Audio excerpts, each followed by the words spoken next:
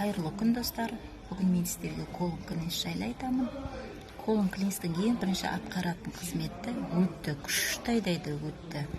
Одан қала берді, сізде запор бар ма? Запорды емдейді. Іштегі құм, құр, тас, шлак, калвы, камни бәрін айдап шығарады.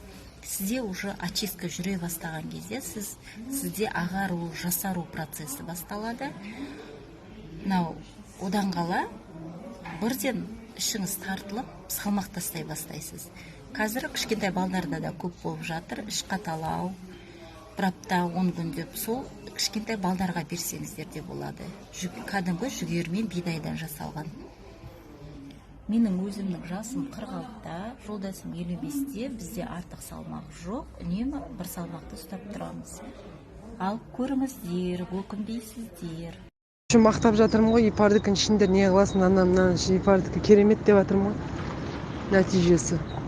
Соны кейін кішкене 81 едім мен.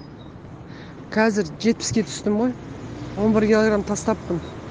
Нанды, тәттіні қойдым деген, осы 2-3 күн болды, қайтан кішкене тәтті жей бастадым. Атак жақсы, көмектесті ақа. Я тәте арықтадым ғой мен.